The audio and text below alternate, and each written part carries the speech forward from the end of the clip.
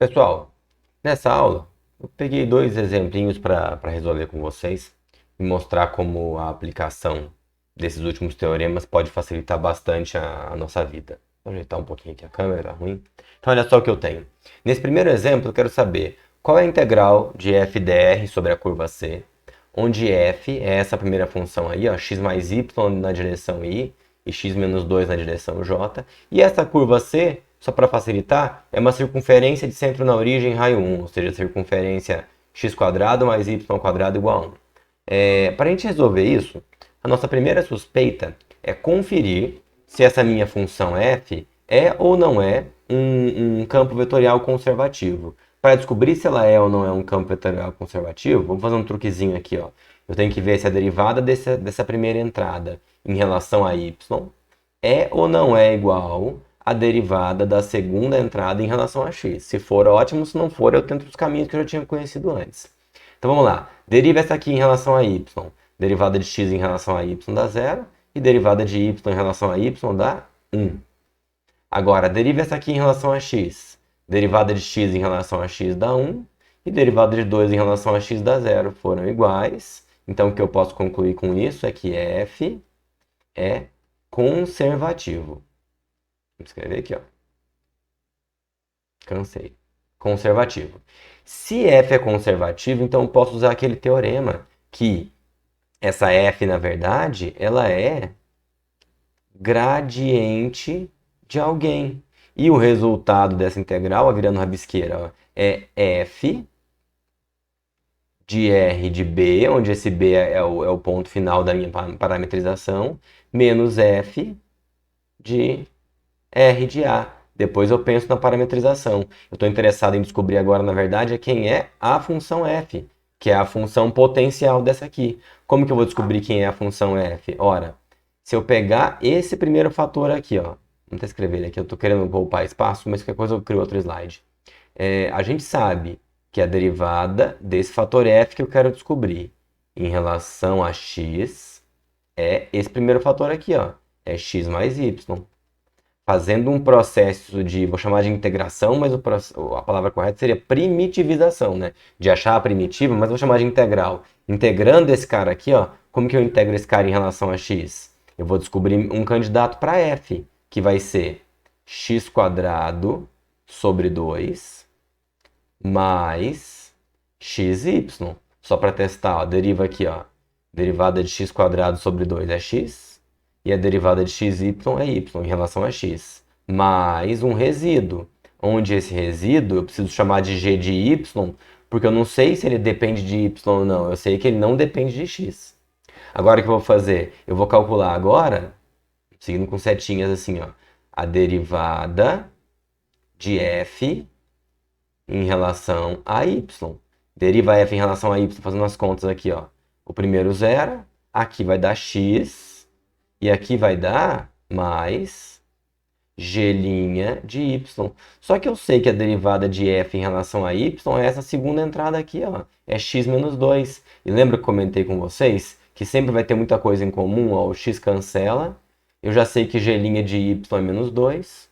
Ou seja, g de y é a função menos 2y mais uma certa constante, onde essa constante agora é constante de verdade, porque ela não vai depender de x em hipótese nenhuma. Em resumo, descobri agora quem é a f. Quem é a f? Perdi, ó. Ela é x² sobre 2 mais xy mais a função g de y, que é menos 2y mais k. E aí, para calcular aquela integral lá do começo agora, ó, até parei a conta, para calcular aquela integral sobre a curva C, f dr, é só pensar na minha parametrização. Qual que é a parametrização oficial para x² mais y² igual a 1? Vou lá no cantinho superior direito, ó, é chamar o x de cosseno t, o y de seno t e a parametrização variando de 0 a 2π. Como eu não falei de intervalo nenhum, eu deixei fazer sobre a circunferência inteira, então você vai parametrizar usando o intervalo t de 0 a 2π. Então, só para relembrar, ó, o x virou cosseno t, ficando bagunçado, né? O y, parecendo aula de lousa mesmo, de verdade. Até saudade. Vira seno t. E aí o meu intervalo é um intervalo de 0 a 2π. Me ajudem. E aí eu sei por aquele teorema, que é quase o teorema fundamental do cálculo aplicado aqui, que a minha resposta vai ser então a função f aplicada, vou colocar como b aqui, ó, mas é r de b, menos a função f aplicada em a, que eu vou chamar de r de a. Me ajudem. Se eu calcular essa função no b, o que eu vou ter aqui, ó? Ó, o x é cosseno t, né? Seria cosseno de 2π ao quadrado sobre 2 mais cosseno de 2π vezes seno de 2π, vai apertar, ó, menos 2y, ou seja, menos 2 seno de 2π. Não vou querer criar outro slide, não. Vou jogar tudo um pouquinho para cima. Nem que as coisas desapareçam um pouquinho aqui do nosso campo visual, mas vai ser importante manter nesse, ó. Vai sumir um pouquinho ali em cima, mas não interessa. Porque eu estou aplicando, na verdade, ó, só para o parâmetro inicial, para o 2π. Agora, eu preciso trocar o sinal. Vai ficar, trocando todos os sinais, ó, a função está aqui, ó.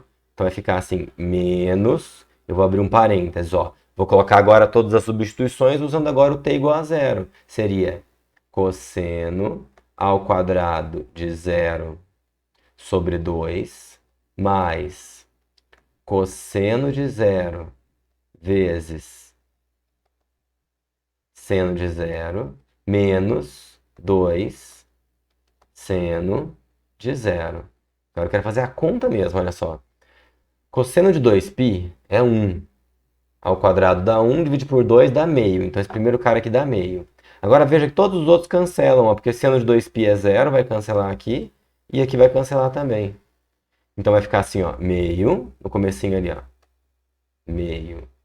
Aqui vai ficar, ó, menos. Cosseno de 0 é 0. Desculpa, cosseno de 0 é 1.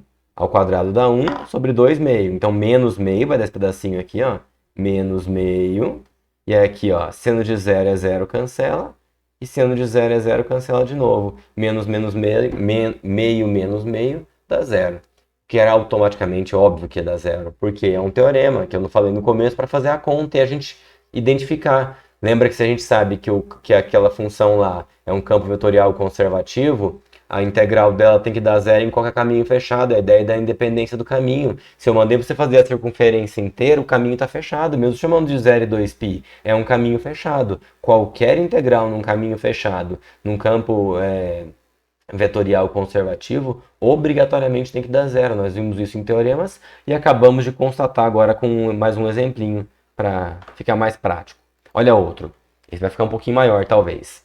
Eu quero saber a integral de f dr, onde a função f está ali, e o caminho c da minha integral, que é uma integral de linha, é esse caminho aí, ó. E elevado a t seno de t, com o t variando no intervalo de 0 a π, certo? Então, ó, deixa eu só ajeitar aqui esse slide e já volto no próximo vídeo. Voltando, gente. Então a ideia inicial desse problema é a primeira coisa é descobrir se f é campo vetorial de alguém ou não, ou melhor, é gradiente de alguém ou não, se é um campo vetorial conservativo. Como é que eu vou descobrir isso? Eu vou derivar essa primeira parte aqui em relação a y, vai ficar x menos 2y. E também vou derivar essa aqui em relação a x. Eita, ficou meio ruim ali, ó. Deriva x ao quadrado sobre 2 em relação a x. Fica 2x sobre 2, que é x. Deriva esse em relação a y, menos 2y. Ou seja, foram iguais. Se não fosse igual, não teria graça, né? Parar aqui o problema. Então, eu tenho aqui um campo vetorial conservativo. Então, qual que é a minha primeira ideia, na verdade? É fazer a primitiva e descobrir quem é a função que deu origem para esse campo vetorial. Como que eu vou fazer isso? Eu sei que a derivada da minha primitiva, da função potencial, em relação a x, é xy menos y ao quadrado. Isso implica que a minha principal candidata para f seria Volta aqui, ó. Se isso aqui é derivada em relação a x, então originalmente a gente teria aqui, ó, x quadrado y sobre 2, que aí derivando fica 2xy por 2, ou seja, xy, menos xy quadrado mais um resíduo, que é uma certa função g de y. Beleza até aqui?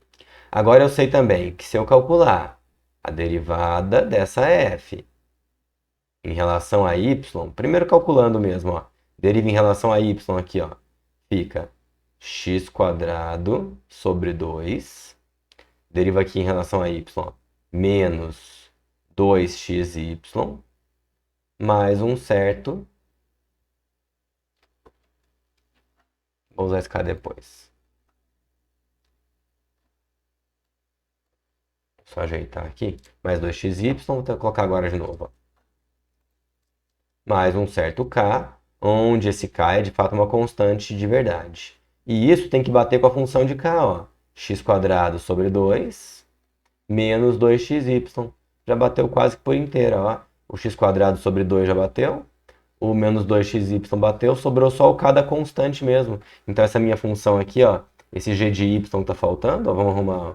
A minha função f, ela é x quadrado y sobre 2 menos xy quadrado mais uma certa constante k. Essa é a minha função potencial. E aí, para calcular aquela integral ali, basta aplicar, fazer a parametrização e aplicar no ponto inicial menos no ponto final, porque o caminho não vai fazer mais a menor diferença. Só vamos descobrir quem são os pontos inicial e final? Ponto inicial, me ajudem aqui, ó, vou chamar de I, de ponto inicial. É isso aqui quando eu trocar o t por zero. Se eu trocar o t por zero, qual vai ser o resultado? E elevado a zero dá 1, vezes seno de zero, que é zero. Ou seja, zero.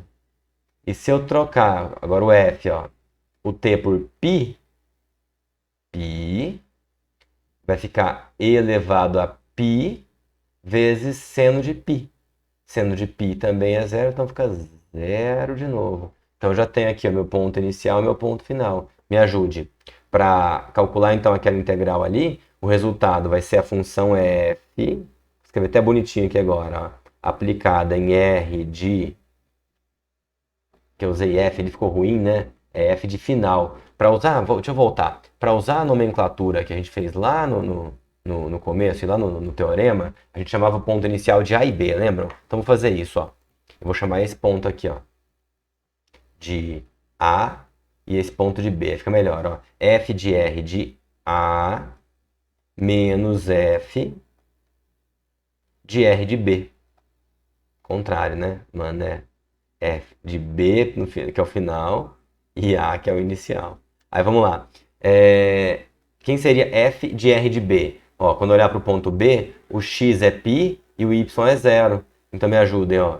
Então aqui vai ficar π vezes 0 sobre 2 dá zero. Aqui dá zero, vai dar só o próprio k. Só que você sabe que esse k vai acabar sumindo na próxima etapa, né? Vamos deixar k menos a próxima etapa, ó. Agora o x é zero e o y é zero. Então vai dar 0 aqui, sobra só o k de novo. Menos k. E isso é igual a zero mais uma vez.